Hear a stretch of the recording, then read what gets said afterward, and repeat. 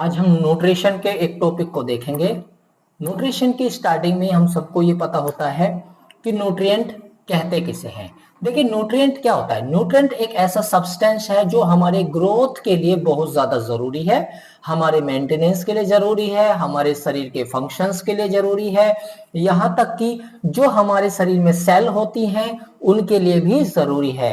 अगर आप ये कहते हो कि एक सेल किसी भी तरीके से डॉटर सेल को बनाती है, एक सेल से दो सेल बनती हैं, अगर आप इस बात की पुष्टि करते हैं तो न्यूट्रिएंट का जरूरी है। तो न्यूट्रिएंट वो सब्सटेंस हुआ जो हमारे शरीर के ग्रोथ के लिए और शरीर के मेंटेनेंस और उसके फंक्शन के लिए बहुत ज्यादा जरूरी है। अगर किसी भी तरीके का कोई डेफिशिएंसीज हो, किसी एक भी प्रकार की डेफिशिएंसी हो, तो हमारे शरीर एक प्रकार की बीमारी से ग्रसित हो जाता है। तो न्यूट्रिएंट क्या था, एक ऐसा सब्सटेंस जो हमारे शरीर के ग्रोथ और मेंटेन के लिए बहुत ज्यादा जरूरी होता है। उसके बाद आता है माल न्यूट्रिशन। जब आपको पता है कि न्यूट्रिशन का मतलब होता है, न्यूट्रिएंट का मतलब होता है जरूरी चीजें, तो अगर वही जरूरी चीजें किसी भी प्रकार से इम्बैलेंस हो जाएं, एक्सेसिव मात्रा में हो जाएं, डेफिशिएंसी में हो जाएं न्यूट्रिएंट, तो हमारे शरीर में क्या हो जाता है, इस चीज का इंपेयरमेंट होता है। एक दो तीन चार, चार अलग अलग प्रकार के न्यूट्रिएंट, और ये दो होना चाहिए, ये चार, ये दो, ये एक, और हम इसे कहें कि ये इस तरीके से काम कर रहा है, तो ये डिसबैलेंस हो रहा है। देखो यहां पर गलत आ रहा है, यहाँ पे गलत आ रहा है, यहाँ पे गलत आ रहा है, तो ये डिसबैलेंस हो रहा है।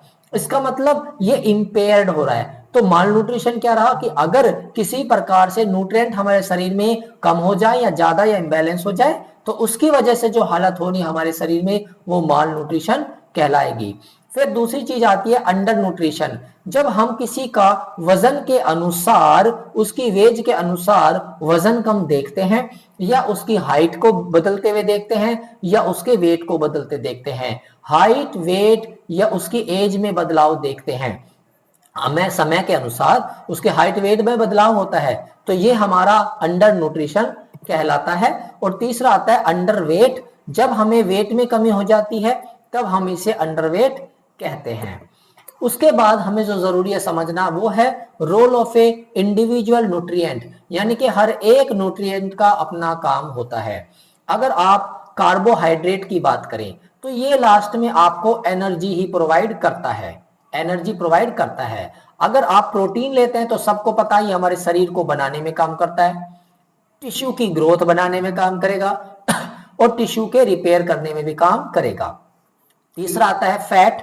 अगर कुछ फैट आप ले रहे हो तो फैट बाद में एनर्जी के रूप में ही काम करने वाला है, तो ये हमारे शरीर को एनर्जी देता है।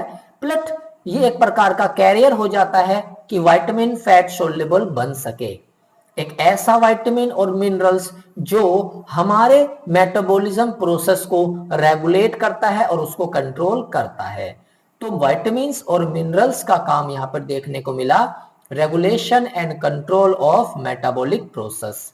वाटर की अगर बात करें तो कोई भी टॉक्सिन्स हो, अगर आप उसे शरीर से बाहर निकालना चाहते हैं, अगर फ्लशिश आउट करना चाहते हैं टॉक्सिन्स को, तो आपको वाटर की रिक्वायरमेंट होने वाली है। डायट्री फाइबर्स वो होते हैं ऐसा बल्क ऑफ द फूड्स जो आपको कॉन्स्टिपेशन से बचाता है।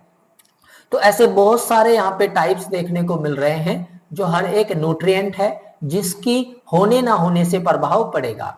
कार्बोहाइड्रेट अगर है तो आपको एनर्जी मिलेगी, प्रोटीन आप लेते हो तो शरीर आपका स्वस्थ होगा, हष्ट पुष्ट होंगे आप, अगर आप फैट लेते हो तो एनर्जी मिल जाएगी, विटामिन मिनरल्स लोगे तो वो आपके मेटाबॉलिक को सही करेगा, वाटर्स ले लोगे तो टॉक्सिन शरीर से बाहर जाएगा, अगर डाइटरी फाइबर्स लोगे तो कॉन्स्टिपेशन से राहत मिलने वाली है। अगली बार इसमें हम देखते हैं कि कुछ एलिमेंट्स हैं जिसे मैक्रो न्यूट्रिएंट और माइक्रो न्यूट्रिएंट कहते हैं। देखिए माइक्रो जो है वर्ड, ये बिग के लिए होता है, यानी कि लार्ज क्वांटिटीज की बात कर रहे हो, यानी कि एक ऐसा पोर्शन खाने का जो बहुत ज्यादा बड़ा होता है, जैसे कार्बोहाइड्रेट, प्रोटीन और फैट, ये हमारे मैक्रो होते हैं। और जो माइक्रो होता है वो स्मॉल अमाउंट में होगा, जिसका काम होता है वाइटल्स रोल हमारे शरीर में लेके चलना, जैसे कि विटामिन्स और मिनरल्स। तो विटामिन्स और मिनरल्स आपके माइक्रो न्यूट्रिएंट हुए, और फैट और कार्बोहाइड्रेट जो जम जम के एक बड़ा सा गुच्छा बना सकता है, क्वांटिटी में बढ़ सकता है, दैट इज मैक्रो न्यूट्रिएंट। तो ये हमारे एलिमेंट हो जाते हैं। मैक्रो और माइक्रो न्यूट्रिएंट के बारे में। अगला हम देखते हैं कि आखिर आरडीए होता क्या है। आरडीए की फुल फॉर्म है रिकमेंडेड डाइटरी अलाउंसेस, यानी कि हर एक चीज में उसका एक आरडीए होगा। अगर आप कहोगे कि दाल खाते हैं तो दाल का कोई ना कोई आरडीए होगा। तो इसे हम डिफाइन करते हैं। जब आप किसी न्यूट्रिएंट को लेते हो किसी भी डाइट से, है ना, तो उसके अंदर कुछ ना कुछ आपको न्यूट्रिएंट मिलता ही मिलता है, जो हर एक हेल्दी पर्सन के लिए जरूरी है। आरडीए एक साइंटिफिकली बेस्ड स्टैंडर्ड होता है हर एक प्रकार के न्यूट्रिएंट्स जो डेली बेसिस पे होता है उसके एवरेज बनाने के लिए। हमारे शरीर को डेली मात्रा में कुछ ना कुछ किलो कैलोरी तो चाहिए, तो उस किलो कैलोरी को मेंटेन करने के लिए जो भी न्यूट्रिएंट होंगे उनकी कोई ना कोई वैल्यूज जो होगी वो डेली हमें चाहिए ही चाहिए। ये निर्धारित आरडीए करता है। और ये एक प्रकार की एडुकेट मीट होता है, एडुकेट मीट होता है न्यूट्रिएंट वैल्यूज का, जो एक हेल्दी पर्सन में एक हेल्दी लाइफ जीने के लिए जरूरी होता है। तो आरडीए क्या ठहरा? आरडीए को हम डिफाइन ऐसे करते हैं कि अगर हमारे एक हेल्दी पर्सन है और वो अपनी डेली बेसिस पे न्यूट्रिशन की नीड को पूरा करना चाहता है तो जो वो न्यूट्रिशन लेता है वो आरडीए के ऊपर निर्भर होता है। और आरडीए एक प्रकार का ऐसा स्टैंडर्ड होता है जो एक डेली बेसिस की रिक्वायरमेंट को बताता है। और आरडीए ही है जो हमारे एक हेल्दी पर्सन की हेल्दी लाइफ को जीने में मदद करता है। तीसरी चीज यहाँ पे इंपॉर्टेंट है वो है आपका बीएमआर। बीएमआर हम हर एक व्यक्ति के बीएमआर को चेक करते हैं, बेसल मेटाबॉलिक रेट। ये क्या होता है? ये एक ऐसा रेट होता है मेटाबॉलिज्म का कि जब कभी एक इंडिविजुअल कंप्लीट रेस्ट कर रहा होता है एक एनवायरमेंट के अंदर, और यह एक पोस्ट एब्रोप्सिव स्टेज होती है, यानी कि 12 घंटे आफ्टर टेकिंग ऑफ द मील।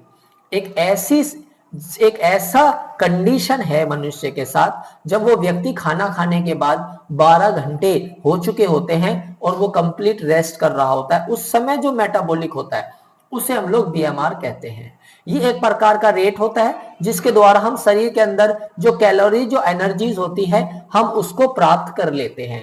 ये हमारा मेटाबॉलिक रिक्वायरमेंट होता है। इसमें कुछ फैक्टर्स देखे गए हैं जैसे body weight, sex, age, growth, temperature, fever और स्ट्रेस। ये सारे फैक्टर्स क्या करते हैं जी? हमारी मदद करते हैं बीएमआर को पकड़ने में। अब देखिए बीएमआर क्या है। जब आपने कोई चीज खाना खाया है, ठीक है ना, आपने कोई खाना खाया है, अब उस खाना खाने के बाद जो उसके अंदर वैल्यूज थी, जो आपने वैल्यूज ली थी, उसको वो आपने क्या कर लीजिए? प्राप्त कर लिया है ना। जब आप उसको प्राप्त कर लेते हैं यही आपका बीएमआर होता है, बेसल मेटाबॉलिक रेट होता है, ठीक है।